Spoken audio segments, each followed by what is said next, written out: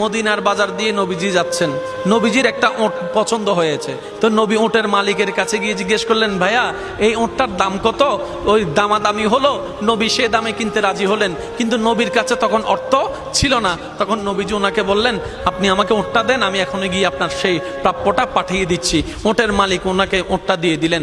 আশেপাশে যারা ওটের মালিক ছিল সবাই জিজ্ঞেস করতেছে, এই পাগলা, তুমি কি যাকে ওট দিয়েছো তাকে চিনো? বলে যে না। নাম জানো? বলে যে না। পরিচয় জানো? বলে যে না। ঠিকানা জানো? না।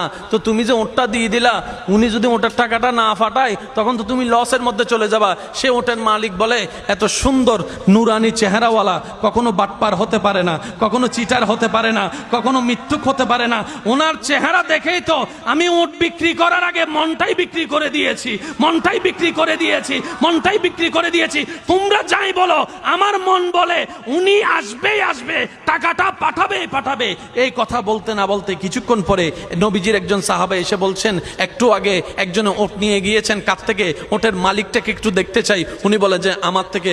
তো উনি বললেন, আমাদের নবী আপনার থেকে ওটটা নিয়ে গিয়েছেন, ধরেন ওটের টাকাটাও দিয়েছেন, আপনাদের খাবার জন্য কিছু খেজুরও হাদিয়া পাঠিয়েছেন, খেজুরও হাদিয়া পাঠিয়েছেন। ওই ওটের মালিক বলে, ভাইয়া টাকাটাও রাখেন, খেজুরটাও রাখেন, আগে আমাকে ওনার কাছে নিয়ে যান। আমি ওট বিক্রি করি নাই, আমার দিলটাই বিক্রি করে